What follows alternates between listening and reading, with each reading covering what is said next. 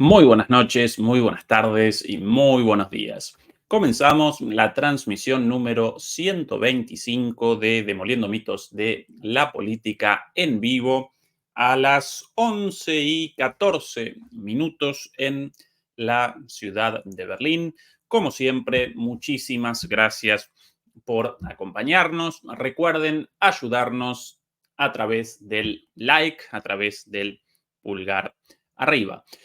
En esta transmisión vamos a establecer el foco en la debilidad de la artillería estadounidense, o más bien en las razones de la debilidad de la artillería estadounidense a partir del análisis de reportes publicados en medios occidentales, como así también a partir del análisis de un texto muy interesante publicado por uno de mis analistas militares favoritos, llamado Brian Berlerick, un ex militar estadounidense devenido en analista crítico. Así que hoy vamos a establecer el foco ahí, vamos a establecer el foco en ese tema, pero antes vamos a realizar un repaso de los acontecimientos más importantes en el frente, debido a que en las últimas 24 horas presenciamos hechos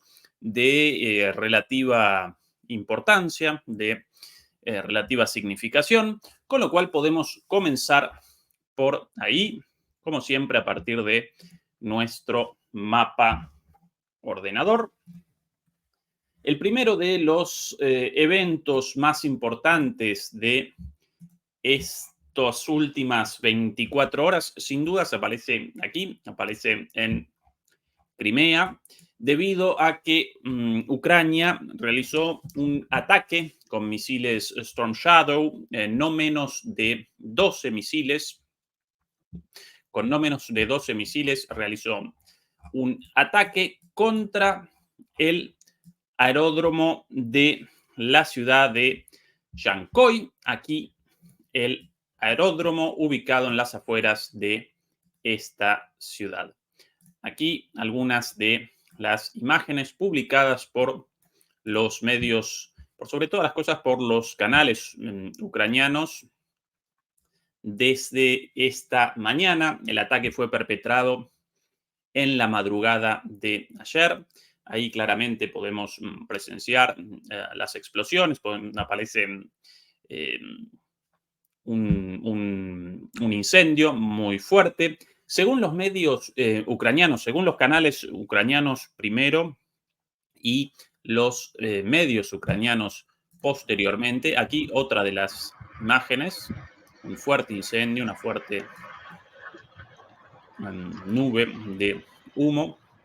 Según los canales ucranianos, estas explosiones respondieron a la destrucción de sistemas antiaéreos S-300 y S-400. Unas imágenes.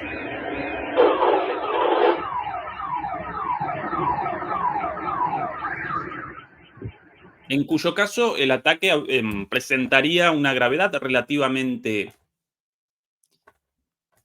alta, entre comillas, debido a la importancia de los sistemas de defensa antiaérea y más allá, y especialmente, perdón, en Crimea, en la península de Crimea. Por cierto, desde el inicio comenzaron discusiones entre los analistas prorrusos y los analistas pro-ucranianos respecto a la cantidad de impactos. Según los medios rusos, fueron realizados, como recién recordaba, fueron realizados 12 disparos con misiles Storm Shadow y 6 de esos misiles fueron alcanzados por las defensas rusas, ¿sí? Fueron realizadas 6 intercepciones, pero finalmente, perdón, es esto de aquí, finalmente el análisis de em, las diferencias, estos análisis, como los llaman, de monitorización de térmica, bueno, a partir de los cuales pueden determinar la existencia de incendios y explosiones. Bueno, aparentemente 6 intercepciones y otros 6 sí pudieron generar sus respectivos impactos en esas zonas de el aeródromo de Yancoy. Respecto a los sistemas supuestamente alcanzados, bueno, comenzó un debate durante todo el día de hoy respecto a si efectivamente habían determinado la destrucción de sistemas S-300 y S-400. Aparentemente no.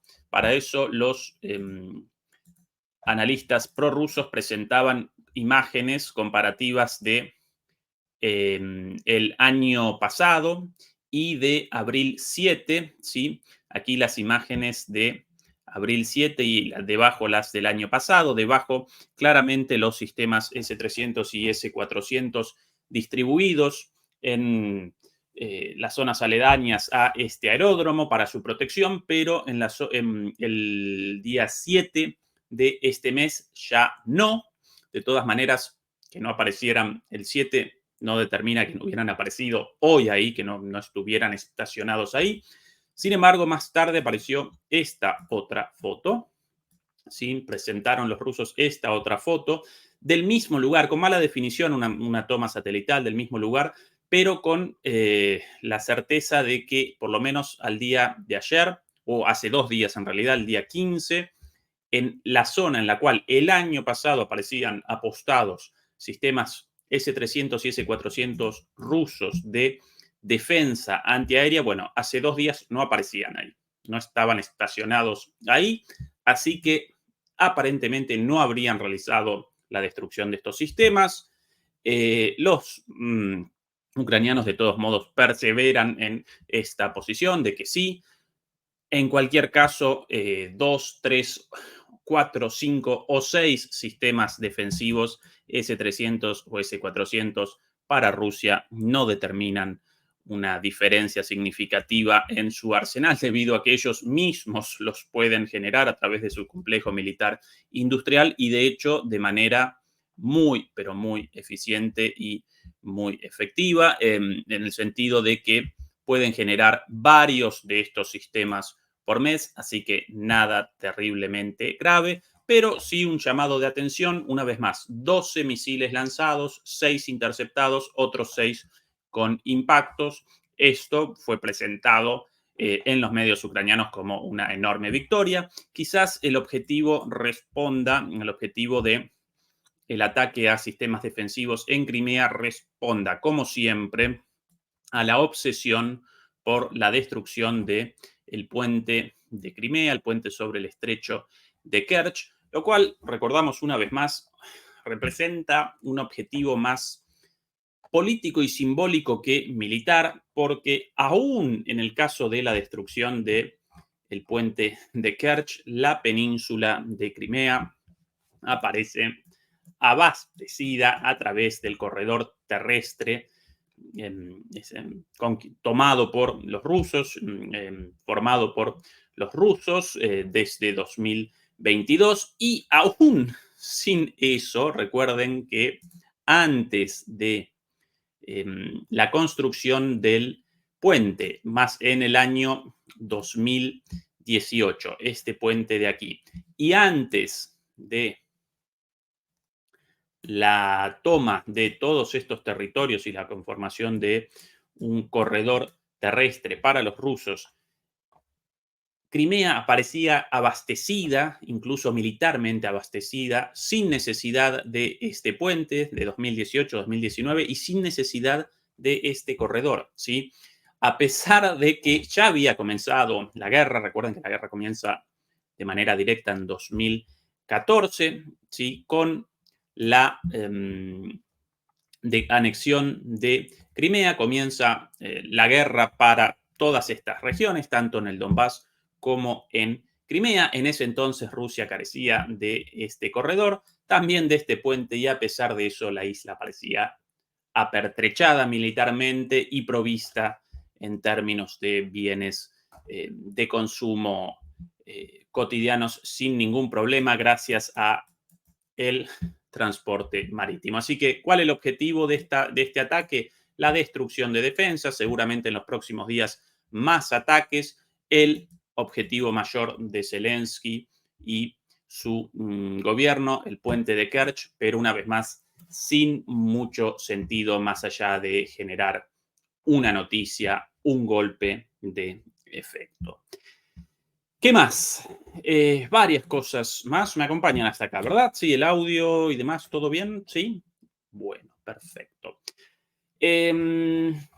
Elementos interesantes de las últimas 24 horas. La guerra presenta esta dinámica quizás durante 2 o 3 días. No aparecen noticias muy significativas respecto a los combates, respecto a la evolución del frente de batallas, hasta que de repente un día aparecen varias. ¿Sí? Esa es la dinámica de la guerra. Eso es la ausencia de noticias significativas durante algunos días. De ningún modo connota la interrupción de los combates. No, los combates están presentes todo el tiempo, aparecen todo el tiempo, pero cada tanto sí presenciamos novedades importantes como lo del ataque contra Crimea. Asimismo, esto también importante del día de hoy, un fuerte ataque contra un hotel en la ciudad de Chernihiv, un hotel en el cual estaban, aquí el mejor de los vídeos, estaban establecidos militares, tanto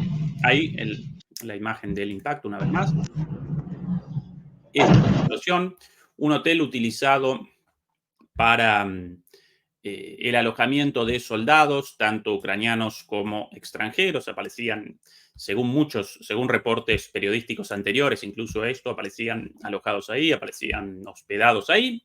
Bueno, este ataque determinó la destrucción de del hotel y según otras fuentes de medios locales en la región, habrían, bueno, aquí la noticia de la muerte de 40 militares en un medio local eh, de esta ciudad, de la ciudad de, una vez más, el nombre, Chernihiv o Chernihov, según la pronunciación en ruso o en ucraniano. Bueno, aparentemente 40 militares muertos, una noticia independiente, pero publicada inmediatamente después de esto, así que bajo las ruinas de este hotel aparecerían 40 soldados, lo cual de alguna manera representa la confirmación de que en ese hotel aparecían soldados alojados, de que en ese hotel estaban establecidos soldados ucranianos, como así también estaban establecidos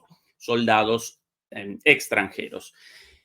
Novedades, además de esta, en Kharkov, algunas novedades bastante interesantes también, como por ejemplo esta de aquí, un video de un apagón la noche de ayer. Atención a las imágenes.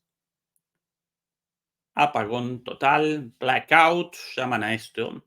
Y no un apagón ligado a o derivado de un ataque inmediato, sino un apagón planificado como producto de la destrucción sistemática de la infraestructura crítica, la infraestructura eléctrica crítica, tanto de la ciudad como de toda el área. Recordemos que aquí en el canal presentamos estos ataques en más de una oportunidad. Si me ayuda la suerte, puedo presentar en el mapa dónde fueron perpetrados los ataques en las últimas oportunidades contra la infraestructura eléctrica. Si no recuerdo mal, por aquí aparecía una de las centrales. Bueno, ahora no me ayuda la suerte, debería retroceder en el tiempo, pero no.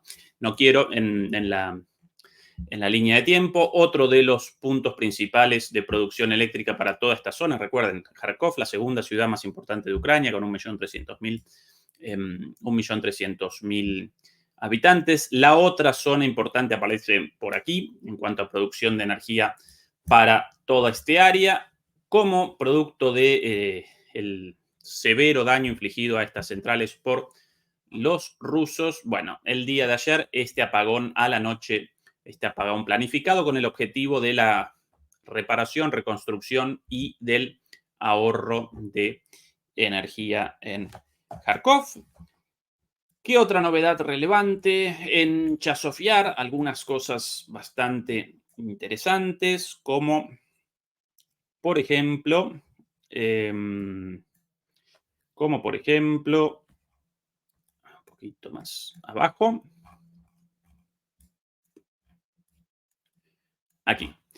Una información no confirmada, aquí Chasofiar, esta ciudad con una configuración bastante particular, un pequeño distrito, un pequeño barrio al lado derecho, ¿sí? En la margen em, oriental del canal de riego ubicado aquí, y el resto de la ciudad con una forma verdaderamente muy caprichosa por aquí, ¿sí? Esto, ya Sofiar, incluido esto también. Bueno, recordarán los avances rusos hasta el ingreso a la ciudad por aquí. La novedad apareció en realidad en la madrugada de ayer, un poco más de 24 horas atrás, cuando un canal ucraniano, curiosamente, pro-ucraniano, presentó informaciones respecto a la destrucción de posiciones ucranianas a manos de efectivos rusos en esta región, mucho más adelante de este pequeño distrito, este pequeño barrio ubicado a la derecha, una vez más, del canal, sino que según este canal ucraniano, los rusos habrían aparecido efectivamente por aquí,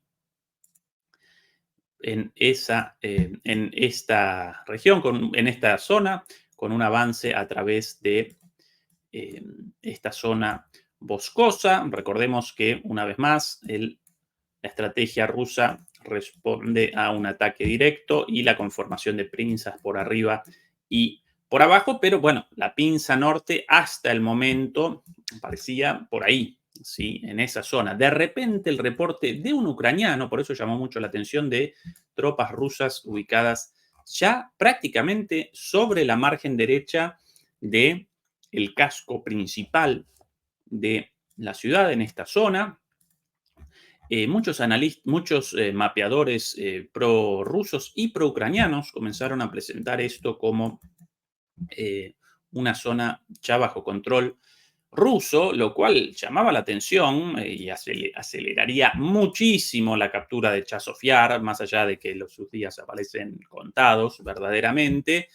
Pero con el correr de las horas y la falta de confirmación, comenzaron las especulaciones respecto a la posibilidad de un error o bien de efectivamente un ataque contra efectivos ucranianos, pero por parte de las mismas tropas ucranianas, un caso de fuego amigo, y hasta el momento, ya más de 24 horas, no presenciamos en ninguno de los canales confirmaciones, así que quizás representó un error. Si esto lo hubieran presentado así los rusos, bueno, eso habría respondido lógicamente o bien a la ansiedad o bien a la propaganda, a un intento de generar una narrativa. Lo curioso aquí responde a que lo presentaron los ucranianos esto primero.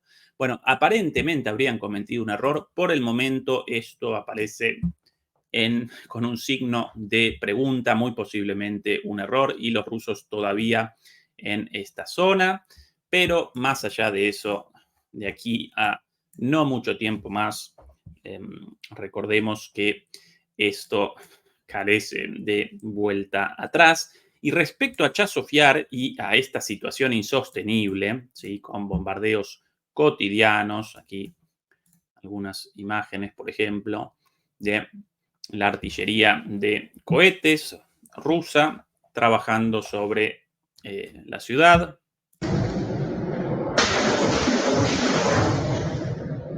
Esto sí, las 24 horas, cuando no con bombas FAB, aún muchísimo más destructivas.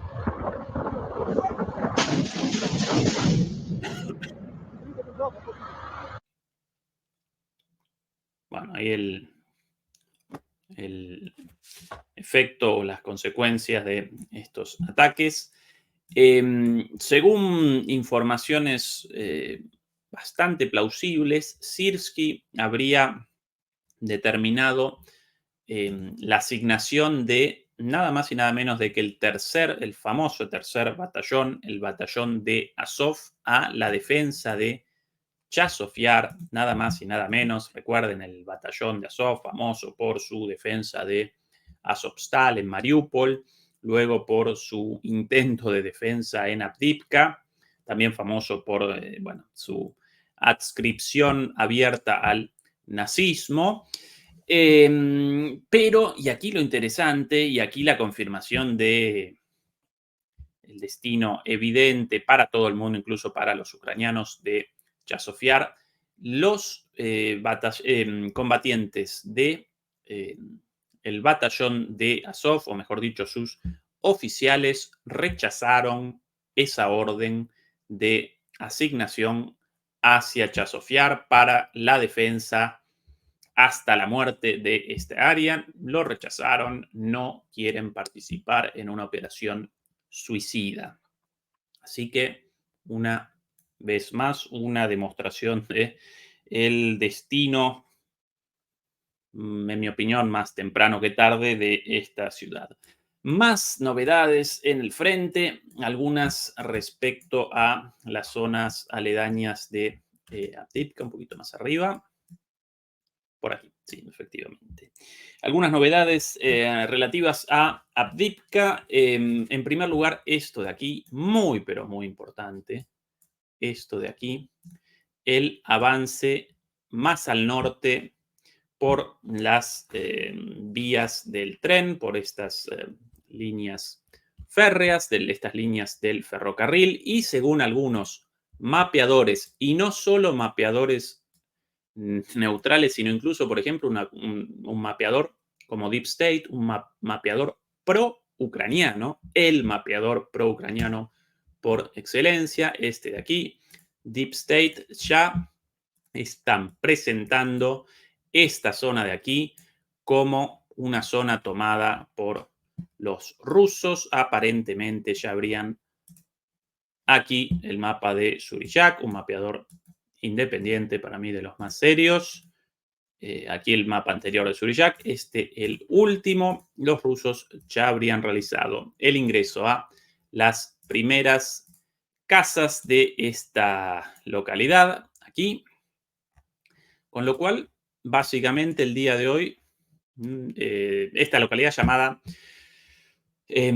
Ocheretine o Ojeretine, ¿sí? Esta localidad, ya no un pueblito, sino una pequeña ciudad, ¿sí? Algo un poquito más grande que una de esas pequeñas aldeas. Quizás sí un pueblo un poco más grande, pero no una de estas aldeas de 5 casas, sino una pequeña ciudad, incluso con una estación ferroviaria.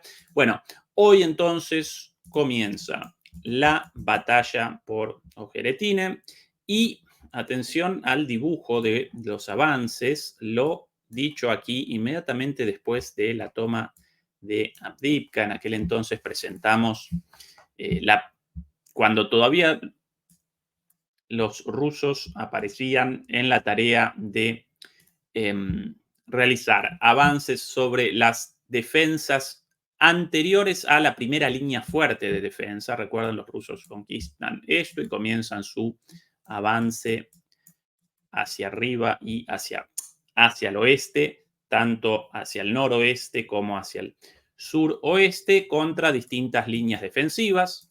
Bueno, ¿qué determinamos nosotros aquella vez? Lo recordarán. Bueno, la primera línea fuerte acompaña básicamente a un accidente geográfico, a un río, ¿sí? Líneas ferroviarias, un segundo, un poquito menos de zoom, líneas ferroviarias por aquí, este pequeño río unido con las localidades ubicadas aquí. No recuerdo el nombre de la localidad pequeña esta ubicada a la izquierda de Stepove, ahora lo determinamos. Por aquí, Semenivka, Orlivka, y a partir de aquí retrocede el propio río hasta la reserva de Karlovka y Pervomaiske por abajo. Los rusos en ese entonces aparecían más o menos a esta altura. Después comenzaban nuevas líneas defensivas, pero tarde o temprano, según nuestro análisis prospectivo, conquistarían todo el resto hasta esa línea y después de eso comenzaría la lucha por la segunda línea, también ubicada a lo largo de un accidente geográfico, ¿sí? Desde aquí, desde las vías del tren hacia abajo. Me va a ayudar ahora efectivamente un poquito el zoom, efectivamente, aquí. ¿Sí? Ahora sí. Esta segunda línea, desde aquí, así, por aquí, esta línea defensiva, así, hasta la reserva también. La primera, una vez más, aquí, y la segunda fuerte aquí. Esta la primera, esta la segunda. Todavía no conquistaron toda la primera, pero casi, casi conquistan todos los territorios ahí, pero con la toma o el ingreso a esta ciudad comienza para Rusia el inicio de la lucha por esta segunda línea defensiva ubicada mayormente a lo largo también de este pequeño río, ¿sí? Así que todo lo analizado aquí en su momento, por ahora, afortunadamente en cuanto a nuestra capacidad predictiva, todo cumplido. Importante novedad entonces en Avdiivka al norte, más abajo por Avdiivka también algunas novedades interesantes, como por ejemplo, bueno, precisamente en dirección hacia la represa de Karlovka, estos avances en esta zona y no solo eso, sino también avances en la localidad de Pervomaiske, aquí, con lo cual esto ya está generando un embolsamiento operativo de esta área. Según algunos mapeadores, incluso los rusos ya habrían conquistado esta región con sus respectivas trincheras. Aquí en los puntos negros, las posiciones fortalecidas, las trincheras. Habría comenzado una negociación en las últimas 24 horas.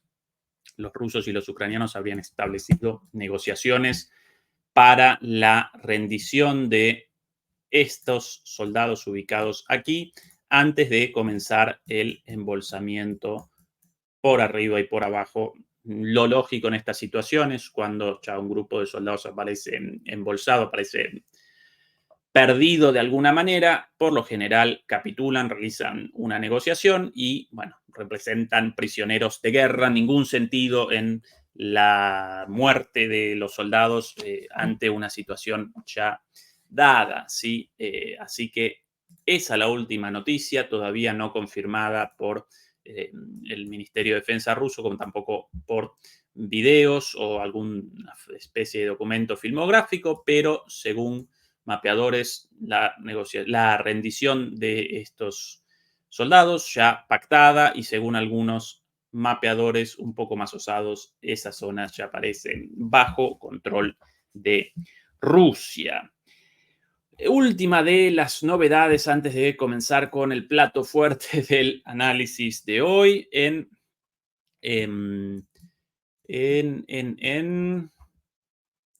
Krasnahorivka, algunos avances importantes. Vamos a presentarlos aquí sí con videos por, bueno, por lo sucedido en los últimos 2 días básicamente.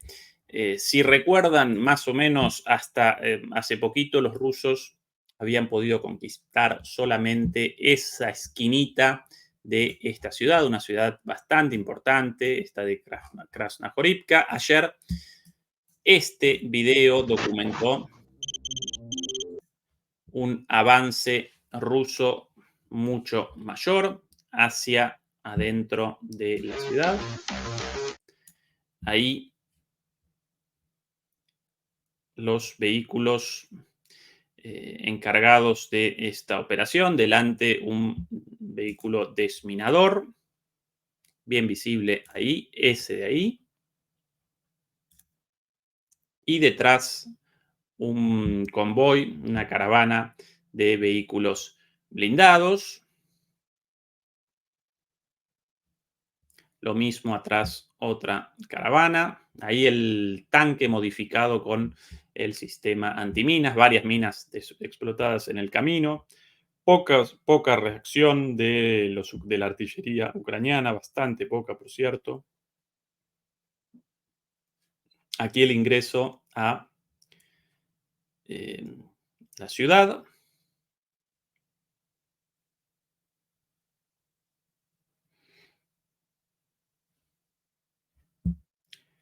Pronto van a presentar algunas imágenes con mayor cercanía incluso. Podemos acelerar esto un poco. Bueno, ahí el desembarco, ahí la bajada de los soldados, ahí bien visibles los soldados, el ingreso a estas posiciones. Hay otro contingente más. Aquí, estas manzanas. Uf, la potencia de esos tanques, por Dios.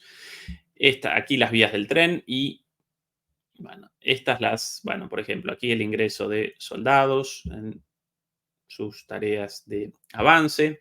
Yo no llamaría a esto una ofensiva propiamente, sino más bien una operación de concentración de tropas por la poca resistencia, ¿sí? Hasta el momento, si no recuerdo mal, esta zona tomada por los rusos. Ahora el avance hasta aquí, esto el día de ayer, ¿sí? Y concentración de tropas en esta zona. Y en el día de hoy, la novedad a partir de la cual algunos mapeadores, siempre los más osados, ya presentan este área también como rusa a partir de hoy, debido a la publicación de este video. Este video hoy generó un nuevo reporte. Atención a eso ahí, en el centro de la pantalla. Eso ya visto hace algunos días, aquí lo presentamos en su primera aparición estelar, un vehículo llamativo, novedoso. Los llaman los Turtle Tanks, los tanques tortuga. Hace unos días la aparición del primero, aquí presentamos el video como algo novedoso. Bueno, ya no más novedoso, ya varios en acción utilizados por los rusos y evidentemente con mucho éxito, y ya no solo con ese armazón, ese armazón tan gracioso, ¿no? Efectivamente, recuerdan a una tortuga, un armazón acorazado contra los drones, básicamente, pero ya no solo acorazados contra los drones, sino además equipados con sistemas de guerra electrónica, de jamming, lo llaman en inglés, además de esa coraza externa contra los drones, además equipamiento de guerra electrónica contra lo mismo. Bueno, ahí el avance hasta este complejo industrial, sin resistencia, y una vez logrado el objetivo de esta operación de reconocimiento en fuerza, va a retroceder.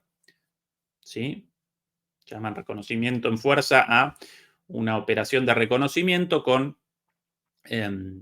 la posibilidad de hostilidades, de acciones ofensivas, pero de manera limitada, con el objetivo principal del reconocimiento. Ahí retroceden, ¿sí? Exitosamente hasta el lugar original.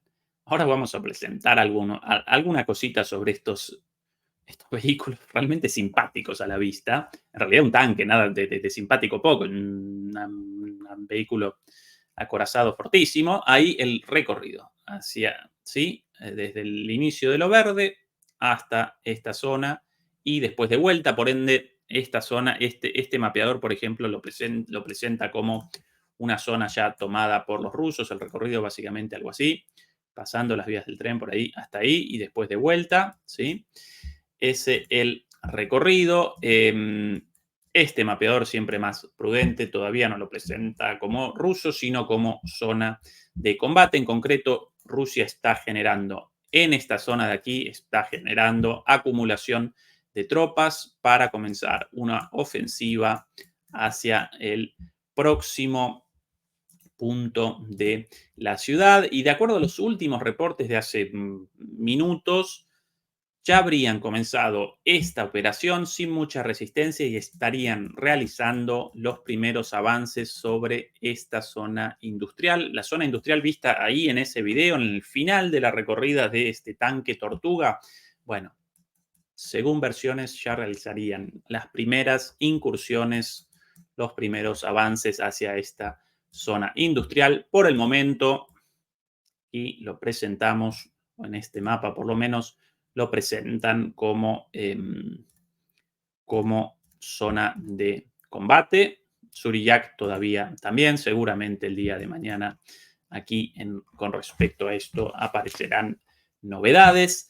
Quiero muy rápido presentar algo relativo a esta novedad, a estos tanques Tortuga, como los llaman.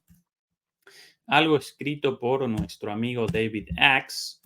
David Axe lo llamo nuestro amigo porque en varias oportunidades, recordarán seguramente, las columnas de este señor analizadas aquí, propagandista militar de Forbes, pero con buena información de inteligencia muchas veces. Esta es la columna publicada hoy mismo, ¿sí? Con los tanques Tortugas. Lo presento primero en inglés por el error en la traducción. Así lo llaman. Russia's Turtle Tanks, tanques Tortuga. Lamentablemente el navegador comete un error en la traducción. Lo llama tanques para tortugas. No tanques para tortugas, sino tanques Tortugas.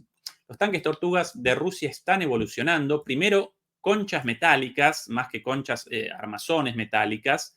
Ahora, bloqueadores de radio, equipos para guerra electrónica. Se supone que las protecciones adicionales derrotarán a Ucrania. Y acá una imagen, esta es una imagen tomada del video mostrado recién. Cierto que este muchacho David Axe, las columnas de él genera una todos los días sobre distintas cuestiones ligadas a armamento, evidentemente con inteligencia ucraniana.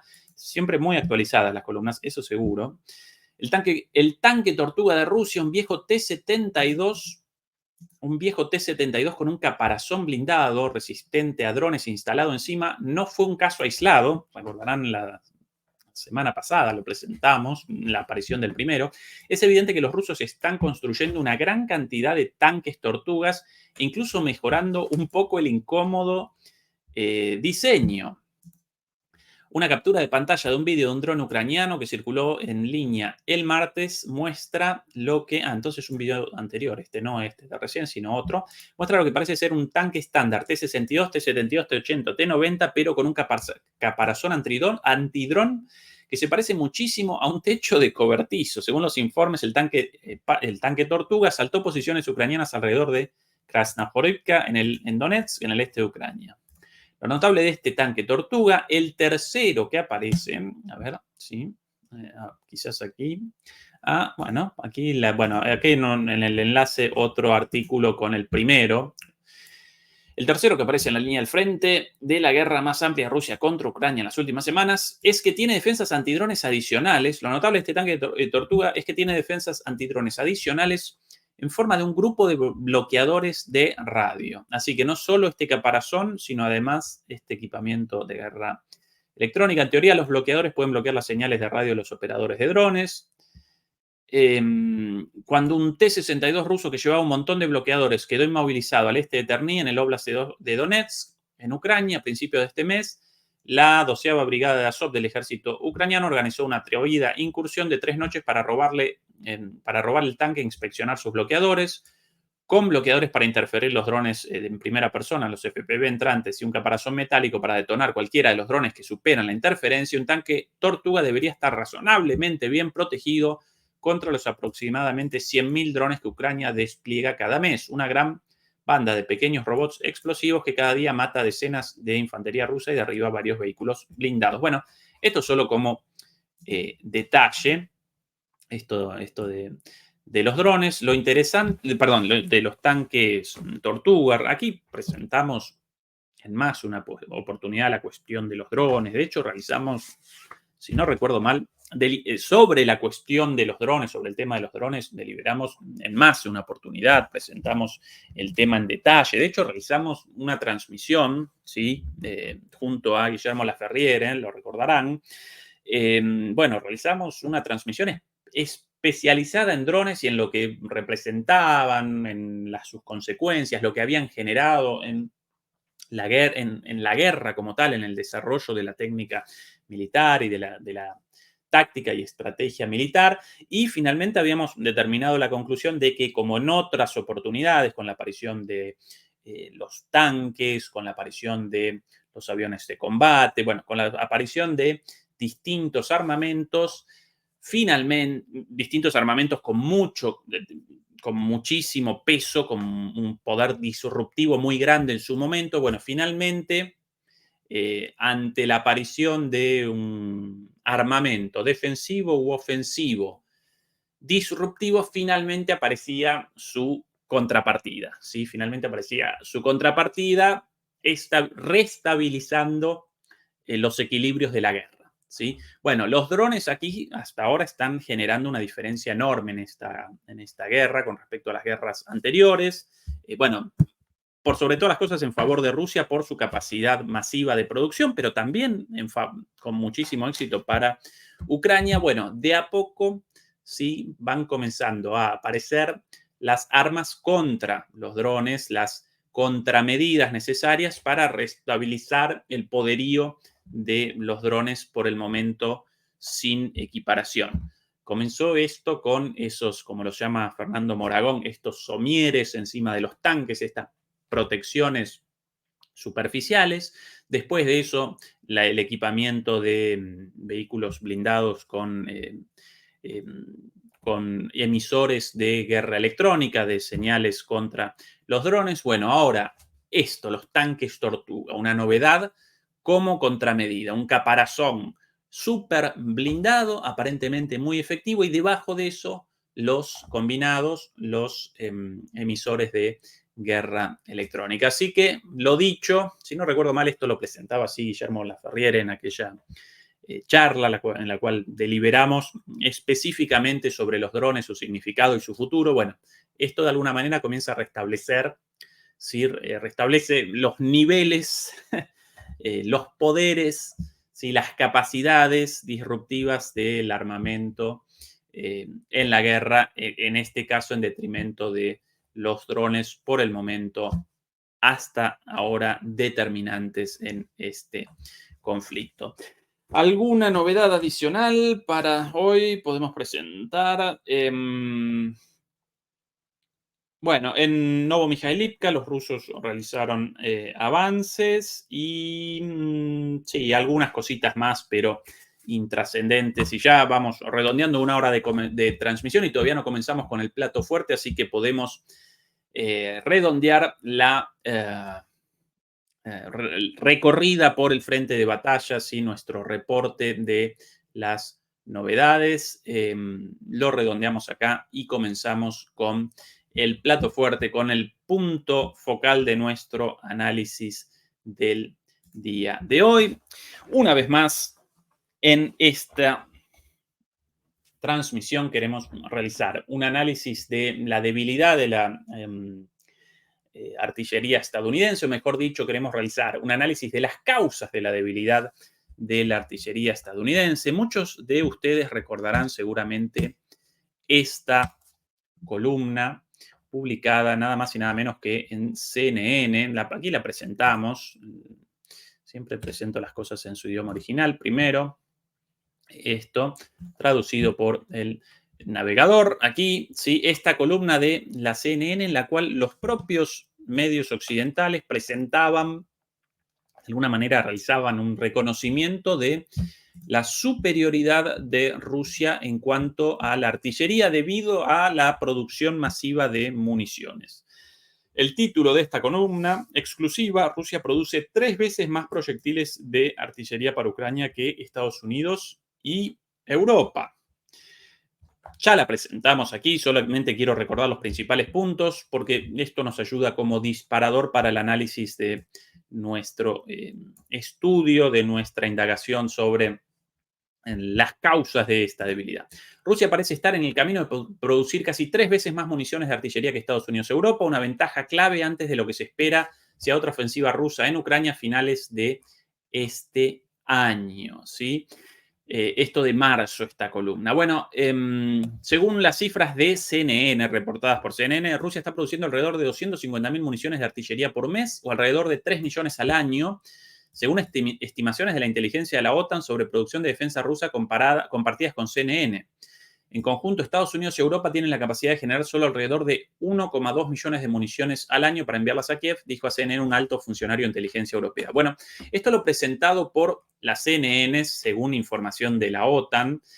Según otros analistas, incluso analistas occidentales menos comprometidos con la OTAN, Rusia presentaría una ventaja aún mayor en cuanto a la cantidad de proyectiles de 155 milímetros utilizados por los obuses rusos, como así también occidentales, ¿sí? Casi todos ellos con el calibre 155 milímetros. Bueno, según otros analistas, incluso según analistas occidentales, Rusia presentaría una capacidad de producción de entre 5 y 7 millones de proyectiles de 155 milímetros al año y Occidente en su conjunto 1 millón con lo justo, arañando el millón, no 1.200.000 como ahí, sino alrededor de 1 millón. Así que la superioridad en este sentido aparece clarísima, pero no solo Estados Unidos presenta una evidente debilidad o inferioridad respecto a la producción de la munición, sino también respecto a la confiabilidad y la utilización o la utilidad, mejor dicho, de sus cañones, de sus piezas de artillería, tanto de los cañones como de los obuses e incluso de los morteros también, las 3 piezas de artillería por excelencia de las fuerzas militares modernas.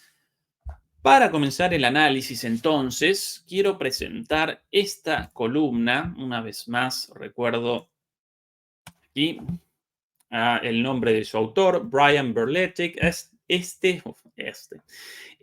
Un ex militar estadounidense devenido en analista crítico con muy, muy, muy buenos análisis militares, con buenos análisis políticos también, pero lo político aparece un poquito por detrás de lo militar. Evidentemente, el militar de formación, quizás en sus análisis políticos podría realizar análisis un poco más profundos, pero en lo militar casi sin igual este muchacho. El título de esta columna, en la cual, una vez más, va a presentar las causas de la debilidad de la artillería estadounidense, tanto en lo relativo a la munición como en lo relativo a los cañones, tanto en lo relativo a las piezas de artillería, ¿sí? Ambas cuestiones. La creciente debilidad de las capacidades de artillería occidental. Ese es el título de esta columna. La voy a presentar un poquito más grande, así aparece incluso ahí, sí, un poquito más legible para ustedes demoledores y demoledoras desde casa. Después de décadas de librar guerras contra naciones empobrecidas con ejércitos indigentes o sin ningún ejército permanente, Afganistán por ejemplo, Estados Unidos se ha encontrado de repente en un mundo que cambia rápidamente, donde sus competidores y casi pares lo están superando en capacidades militares. Muchas de estas capacidades están apareciendo en el campo de batalla en lugares en los que Estados Unidos ha disfrutado hasta hace poco de una relativa superioridad militar. Un área en la que Estados Unidos se ha encontrado particularmente débil es la artillería. El conflicto en Ucrania ha revelado una variedad de deficiencias, no solo con respecto a las capacidades de artillería de Estados Unidos, sino también a las del occidente colectivo. Solo como aclaración, aquí conceptualizamos como artillería a la artillería de cañón, a la artillería convencional, la artillería basada en la pólvora, no la artillería de cohetes, en la cual quizá presenciamos una situación en cuanto a tecnología, confiabilidad, más o menos de cierta equidistancia, ¿sí? Tanto la artillería estadounidense como la de cohetes, la artillería de cohetes estadounidense como la rusa, quizás alguna aparezca un poquito por delante de la otra, pero más o menos aparecen a tiro, más o menos equiparadas. En la cuestión de la artillería convencional, la artillería de cañón, sí, no del lanzamiento de un cohete, de un proyectil con propulsión, con un motor y propulsión. No esa, sino la de un proyectil disparado a partir de una detonación dentro del cañón de artillería, ¿sí? Lo mismo que el disparo de una bala de un fusil, de un rifle, de una pistola, de un revólver, ¿sí? Una pieza de artillería eh, accionada, eso genera una explosión y el disparo de una bala o en este caso de un proyectil, ¿sí? Esa es la munición convencional, perdón, esa es la artillería convencional, la artillería de cañón, y sobre ese tema esta nota y sobre ese tema la superioridad rusa y la debilidad de la artillería estadounidense. La reciente cancelación del prototipo de artillería de cañón de alcance extendido del ejército estadounidense fue solo el evento más reciente entre varios que reflejan la comprensión por parte de Washington de que se está quedando muy atrás. Defense News, en un artículo del 12 de marzo, hace poquito, de 2024, titulado El ejército de Estados Unidos desecha el esfuerzo del prototipo de artillería de cañón de alcance extendido, señalaría: el ejército de Estados Unidos está cambiando su enfoque para adquirir capacidad de artillería de largo alcance y desechando su esfuerzo de creación de prototipos de artillería de cañón de alcance extendido de calibre 58, según el jefe de adquisiciones del servicio. Concluimos la actividad de creación de prototipos el otoño pasado, dijo Doug Bush a periodistas en una sesión informativa el 8 de marzo sobre la solicitud de presupuesto para el año fiscal 2025. Desafortunadamente, no tuvo el éxito suficiente como para pasar directamente a producción. El nuevo plan, tras un estudio exhaustivo de incendios tácticos destinado a revalidar elementos del requisito de cañones de alcance extendido liberado por el Army Futures Command, es evaluar las opciones existentes de la industria este verano para tener una idea de la madurez de esos sistemas. Traducido esto, a partir de la guerra en Ucrania y de los acontecimientos en esa guerra, los Estados Unidos determinan la superioridad de la artillería rusa convencional y como consecuencia abandonan los prototipos de artillería extendida en desarrollo desde hace algún tiempo, una especie de un nuevo tipo de artillería súper complejo, con supuestamente mayor precisión, más alcance, pero extremadamente caro, complejo, difícil de producción, sin munición y todavía etéreo, ¿sí? En desarrollo, ¿sí? Aquí, por ejemplo, vamos a presentar en concreto el prototipo en cuestión, este de aquí. Efectivamente. El desarrollo abandonado. El ejército de Estados Unidos desecha el proyecto de prototipo de artillería de cañón de alcance extendido. Estos nombres están largos debido a la traducción del inglés al español por el navegador. Quizás un poco tediosos los nombres. El ejército de Estados Unidos está cambiando su enfoque para adquirir la capacidad de artillería de largo alcance y desechando su esfuerzo de creación de prototipos de artillería de cañón extendido calibre 58. Aquí, el prototipo en desarrollo. El sistema ERCA utiliza un tubo de cañón de calibre 58 desarrollado por el servicio y montado en el chasis de un obús, un Paladin, uno de estos paladines, fabricado por BAE Systems, BAE británica, bueno, y el resto de los desarrolladores estadounidenses. Atención al cañón de ese obús, un cañón, si bien los obuses siempre con cañones más largos que los tanques, en este caso mucho más largo aún, seguramente con un alcance espectacular y demás, pero lo abandonan porque no pueden contra los obuses convencionales y la munición convencional de los rusos, ¿sí? Y es el punto hecho en la nota de Berletic, ¿sí? Frente a estas armas súper complejas, súper caras, la confiabilidad y la masividad del armamento ruso. Presentemos un poquito más de las principales ideas de Berletic respecto a esto. Los prototipos, atención al desarrollo de esto es solo un ejemplo lo de este prototipo, pero nos ayuda a la comprensión del conjunto de la situación en las Fuerzas Armadas estadounidenses y esta apuesta a armas súper complejas y súper caras y súper inútiles en última instancia, frente a la confiabilidad, el buen precio y la masividad de las armas rusas. Esto una vez más, alguna vez realizamos la comparación, como entre una Ferrari o 10.000 escarabajos, ¿no? Los Volkswagen escarabajos, los Beatles. Qué más útil para el transporte de masas? ¿Una super Ferrari o un montón de pequeños vehículos confiables, baratos y masivos? Bueno, bastante clara la pregunta, ¿no? Una pregunta retórica más bien. Los prototipos comenzaron a sufrir muchos de los problemas que han sufrido los sistemas de artillería occidentales transferidos a Ucrania. Desgaste excesivo del tubo del arma después de disparar un número relativamente bajo de rondas. Hasta hace relativamente poco tiempo, a los sistemas de artillería occidentales solo se les exigía disparar un número relativamente bajo de ráfagas como parte de misiones de fuego dirigidas a fuerzas militantes irregulares en apoyo de la infantería. Estas misiones se llevarían a cabo desde bases de fuego estáticas.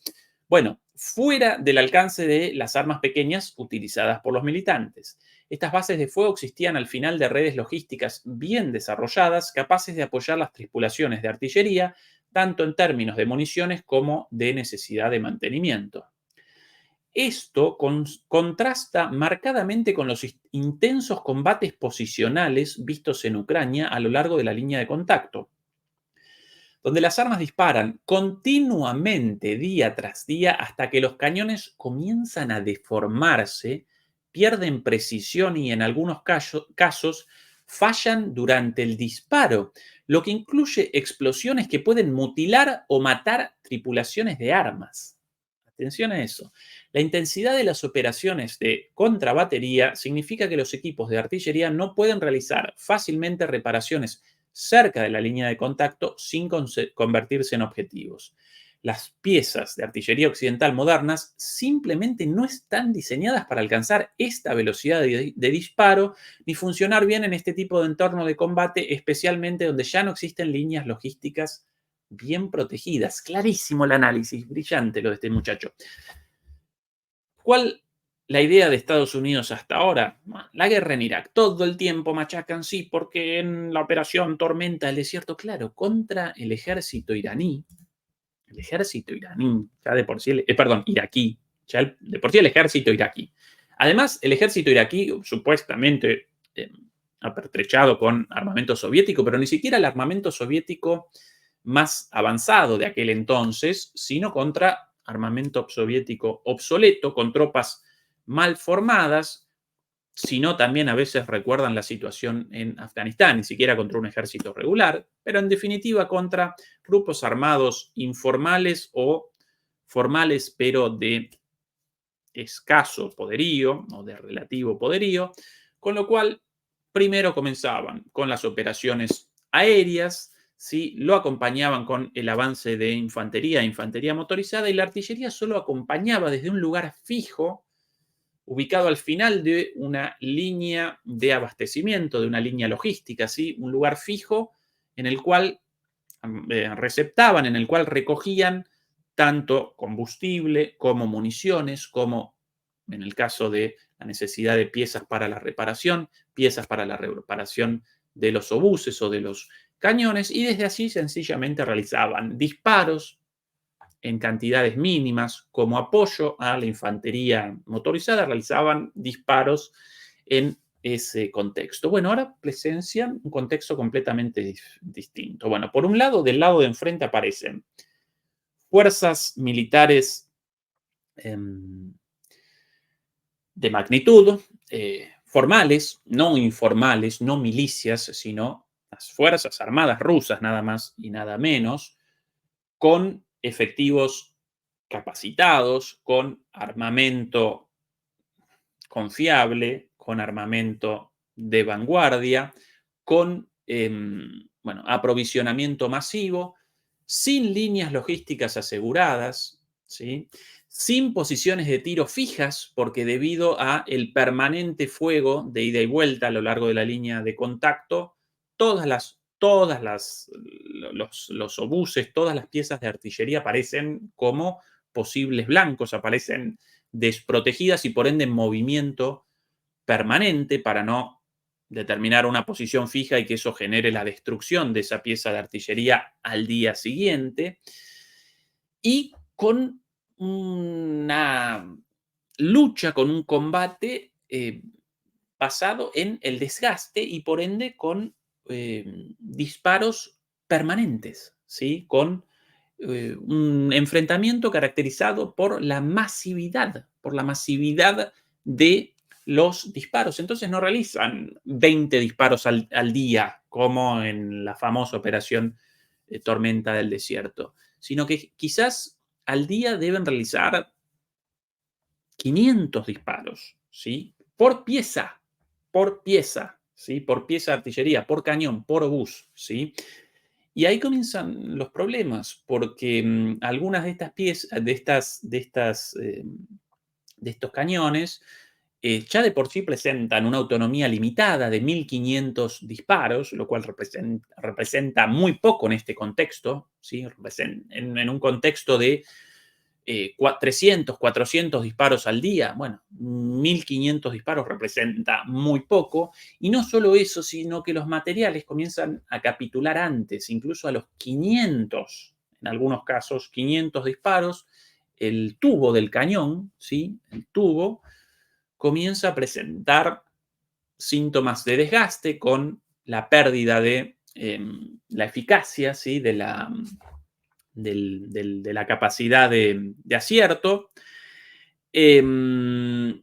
A veces incluso piezas deformadas también, como presenta en este artículo. Menor distancia, menor precisión e incluso la posibilidad de un fallo crítico. ¿A qué llaman fallo crítico? La explosión del proyectil dentro del cañón y la muerte de la tripulación, ¿sí? La muerte de los operadores, sencillamente. En el caso de la explosión de uno de estos proyectiles explosivos, ahí, bueno, genera inmediatamente un desastre. Esa es la situación actual con estas piezas de artillería. Lo presento, voy a realizar la lectura de todo, pero lo quiero presentar una vez más porque esto determina la guerra, básicamente. Esto de aquí, ¿sí? Cañones no funcionando, cañones ni siquiera diseñados para esto, cañones estadounidenses, cañones occidentales, capitulando en las condiciones de ataque permanente. Lo presento una vez más. Esto contrasta marcadamente con los intensos combates posicionales vistos en Ucrania a lo largo de la línea de contacto, donde las armas disparan continuamente, día tras día, hasta que los cañones comienzan a deformarse, pierden precisión y en algunos casos fallan durante el disparo, lo que incluye explosiones que pueden mutilar o matar tripulaciones de armas. La intensidad de las operaciones de contrabatería significa que los equipos de artillería no pueden realizar fácilmente reparaciones cerca de la línea de contacto sin convertirse en objetivos. Además, eso, en Irak, claro, fijos con una logística aceitada para el caso de reparaciones, acá no pueden la reparación de un cañón en la línea de contacto, porque a los 5 minutos un dron en la cabeza o incluso otro proyectil de artillería de la artillería enemiga, de los rusos, ¿sí? Entonces, otra vez el cañón de vuelta para atrás, incluso recuerdo casos de cañones enviados de vuelta a Estados Unidos para la reparación, en una guerra de día a día, ¿sí? Buscando soluciones defectuosas. Otro artículo de Defense News, el ejército presenta lo siguiente. El ejército estadounidense prepara una nueva estrategia de artillería impulsada por la guerra en Ucrania. Esto indicaría la dirección que Estados Unidos intentará tomar para abordar las aparentes deficiencias de los sistemas de artillería occidentales. El artículo destacó en particular los avances en el propulsor para permitir que los cañones de medio alcance disparen tan lejos como los de largo alcance. El artículo también analiza la robótica en forma de cargadores automáticos de municiones. Bueno, ¿cuáles las novedades? Una carga automática y en el propulsor llaman al disparador, ¿no? En el mecanismo de disparo. Quizás cargado automático el cañón, quizás más lejos, mayor capacidad de alcance, pero si no pueden con el traqueteo cotidiano durante días contra la confiabilidad de los buenos y viejos cañones rusos, lo mismo, ¿no? Por eso lo de solución defectuosa. Ambos enfoques, sin embargo, parecen continuar en la misma dirección equivocada que han tomado Estados Unidos y sus aliados de la OTAN desde la Guerra Fría.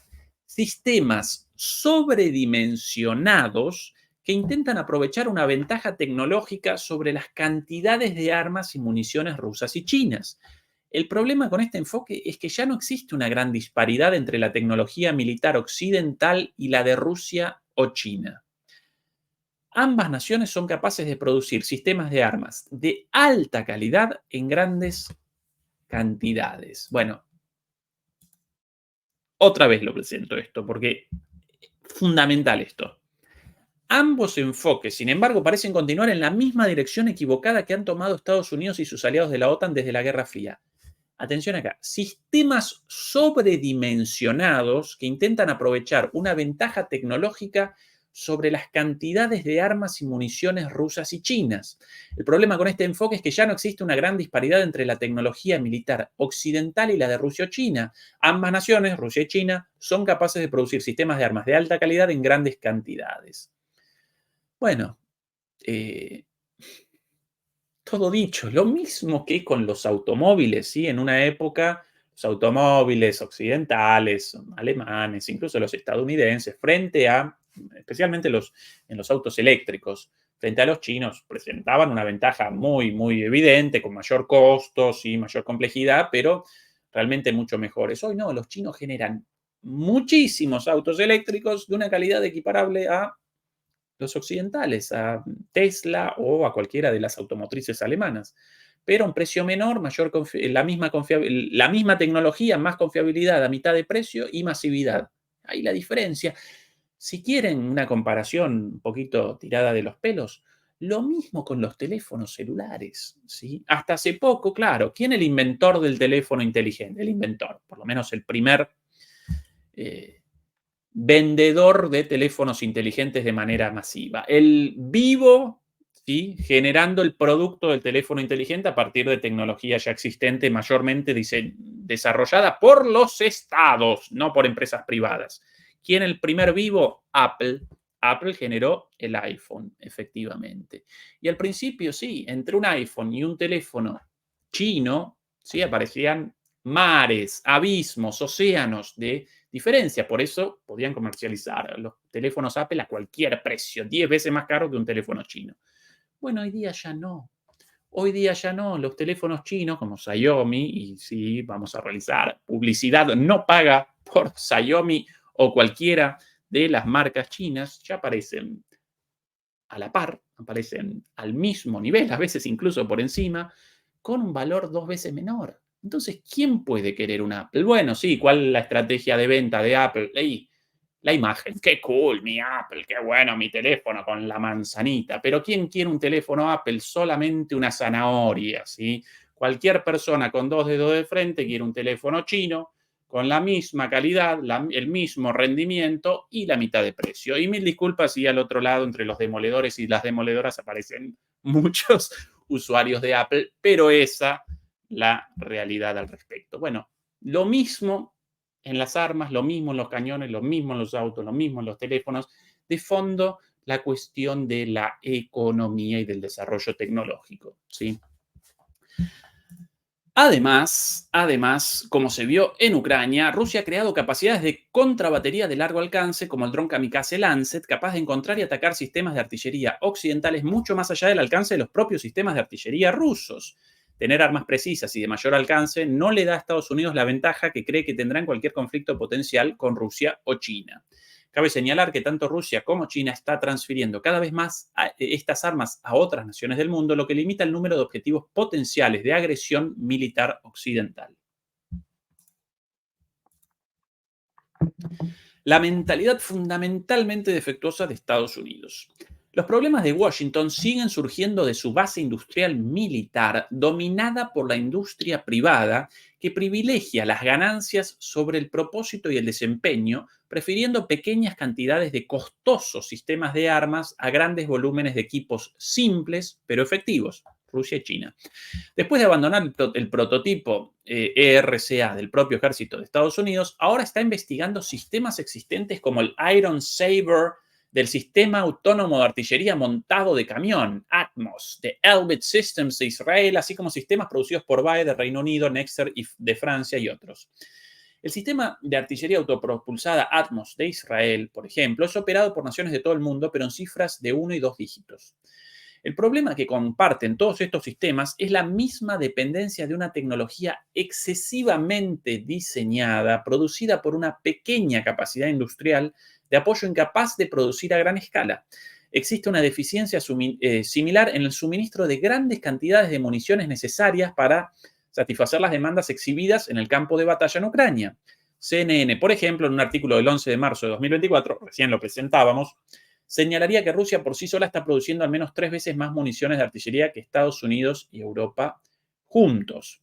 No importa cuán capaz pueda ser cualquiera de estos sistemas, incluidas las mejoras adicionales realizadas como parte del programa en el curso del ejército de los Estados Unidos, si las respectivas bases industriales militares son incapaces de reemplazarlos más rápido de lo que son retirados de un futuro campo de batalla como lo son hoy en Ucrania, sus capacidades harán poca diferencia en el resultado final de cualquier conflicto potencial. Clarísimo el punto. Ahora voy a realizar una aclaración sobre algunas cositas de esto. La guerra moderna está cambiando a medida que se reduce la disparidad tecnológica, lo que significa que un puñado de sistemas altamente capaces, pero de alto mantenimiento, ya no ofrecerán a Estados Unidos y sus aliados una ventaja en el campo de batalla. Incluso en Medio Oriente, los militantes locales están utilizando drones y cohetes guiados con precisión para desgastar el equipo militar estadounidense más rápido de lo que los Estados Unidos puede reemplazarlo. Hasta ahora, estos incidentes han sido pocos y espaciados. Si estallara un conflicto a gran escala entre Estados Unidos e Irán y sus numerosos aliados, las capacidades estadounidenses se desgastarían rápidamente y crearían una crisis operativa para las fuerzas estadounidenses. A pesar de que esta realidad está tomando forma clara, los planificadores estadounidenses todavía se aferran al mito de la superior innovación estadounidense y al papel que desempeña la industria privada al otorgarle a Estados Unidos esta supuesta ventaja. Sobre esto, una aclaración sobre lo de la industria privada. Completamente de acuerdo con Brian Berletic. El problema acá responde al complejo militar industrial estadounidense, abocado a una política de superganancias, de hiperganancias frente a la industria, al complejo militar industrial ruso y chino, estatal, eficiente y masivo. El complejo militar industrial ruso, formado principalmente por empresas estatales, aunque no solamente, pero sí su corazón, genera ganancias. Cuidado, porque si no comienzan a machacar los antiestatistas, los libertarios, los adeptos a las estupideces dichas por Milei, esto, el Estado siempre genera pérdidas. No, las empresas estatales funcionando bien generan ganancias porque representan empresas y ese es el objetivo de una empresa. Pero responden al interés nacional de sus países, responden a la provisión de armas para la defensa. ¿Sí?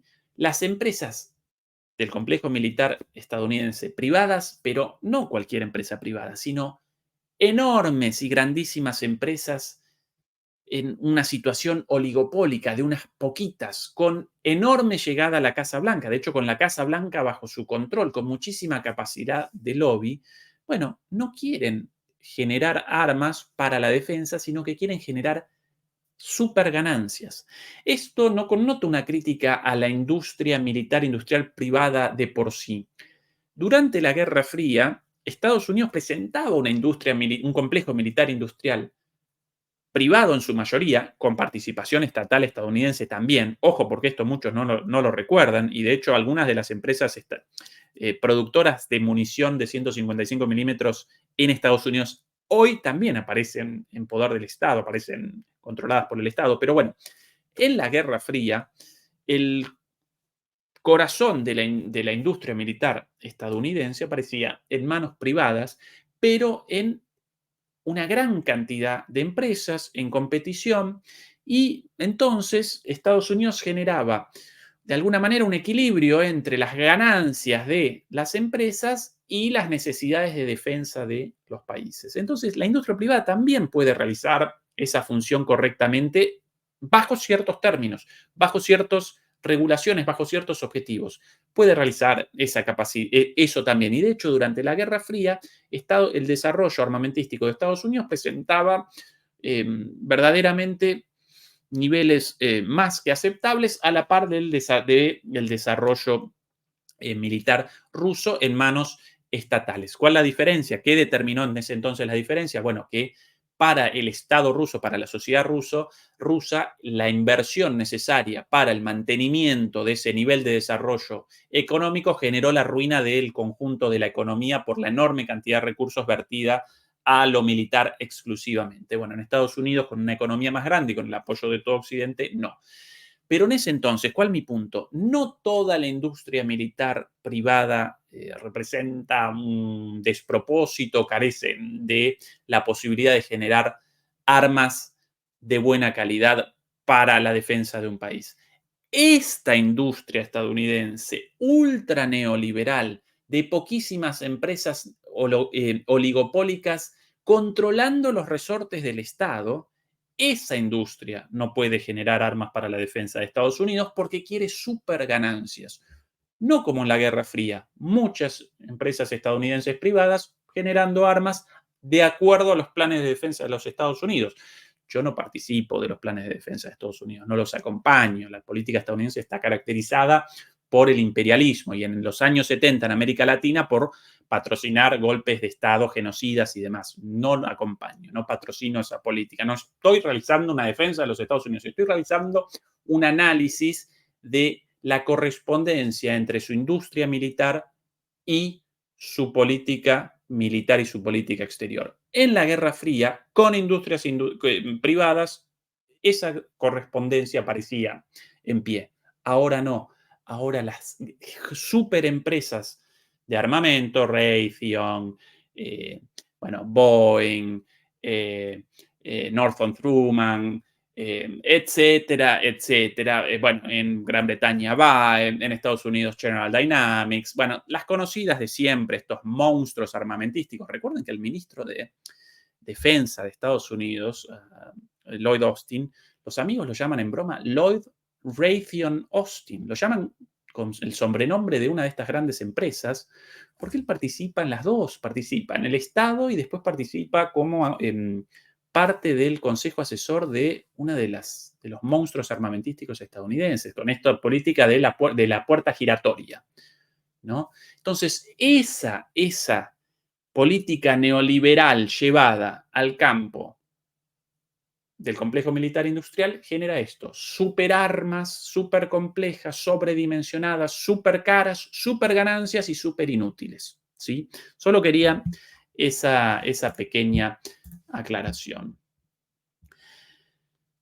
A pesar de que esta realidad está tomando forma clara, los planificadores estadounidenses todavía se aferran al mito de la superior innovación estadounidense y al papel que desempeña la industria privada al otorgarle a Estados Unidos esta supuesta ventaja. Un informe reciente de la Estrategia Industrial de Defensa Nacional de Estados Unidos señaló las numerosas deficiencias de la actual base industrial militar estadounidense, muchas de las cuales, según admitía el informe, provenían de la industria privada, pero insistió en que la industria privada era parte de la solución y no la fuente del problema. Como la base militar estadounidense está dominada por la industria privada a la que sirve Washington, las ganancias de la industria, no las capacidades reales, siguen siendo la principal prioridad. Mientras persista esta ecuación, Estados Unidos seguirá intentando resolver los problemas emergentes aplicando la misma mentalidad errónea que está creando estos problemas en primer lugar. Más que claro, el artículo de Brian Berletic. Por aquí la referencia del artículo a un nuevo plan perdón, no esta, mil disculpas, a un nuevo plan frente a estas dificultades de Estados Unidos, esta de aquí, ¿sí? Frente a las dificultades vividas en Ucrania, la idea de generar un nuevo plan, pero con los mismos problemas, lo dicho en el artículo. El ejército estadounidense prepara una nueva estrategia de artillería impulsada por la guerra en Ucrania. Esto de una publicación técnica de defensa llamada Defense News. Bueno, esto lo referido en el artículo, simplemente quería presentar la fuente.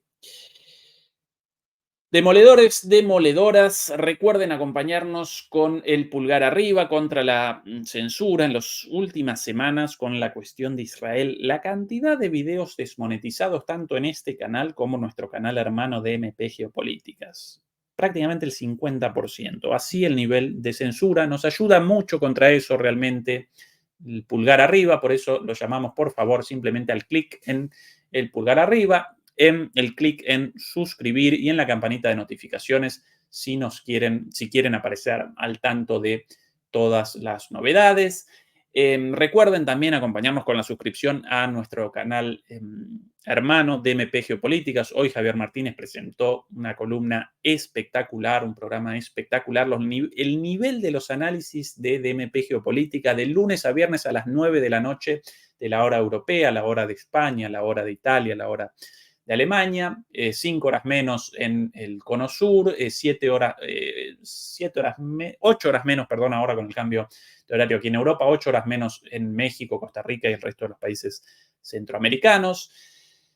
No desaprovechen esos análisis. Los lunes, Bruno Garcini, los martes, Eduardo Bior, hoy miércoles, Javier Martínez, mañana, Adrián Celaya, el viernes, Fernando Moragón. Y naturalmente, 2 horas más tarde, todos aquí en Demoliendo Mitos de la Política. Mañana vamos a presentar algunas cuestiones ligadas a Irán, Israel y la posibilidad de un conflicto en Medio Oriente, junto a bastantes cosas también muy importantes sobre Estados Unidos, el destino de Ucrania y la aceptación de la derrota ya por parte de algunos líderes y de algunos medios occidentales de manera cada vez más evidente. Sí, efectivamente, Luis Carlos Suárez Márquez. Hoy, el programa de Javier de hoy, realmente, pero para un marquito, sí, un marquito y colgado en la pared, pero el programa de ayer de Eduardo Bior sobre la crisis en Europa, económica y cultural, también brillante. 10.000 veces mejores esos programas que este programa de aquí. No estoy realizando críticas contra nuestro propio canal. Sin embargo, ahí, bueno, presentan unos análisis espectaculares. DMP Geopolítica, el enlace aparece en la descripción. No lo desaprovechen. Y bueno, nosotros aquí todos los días a las 11, el domingo como siempre con Fernando Moragón, y seguramente vamos a presentar algunas entrevistas nuevas en los próximos días. Beatriz, queridísima Beatriz Pulido, nuestra genia en la moderación, un besote enorme, un abrazo gigantesco desde acá. Y dicho esto, redondeamos la transmisión de hoy. Los quiero mucho y hasta el día de mañana.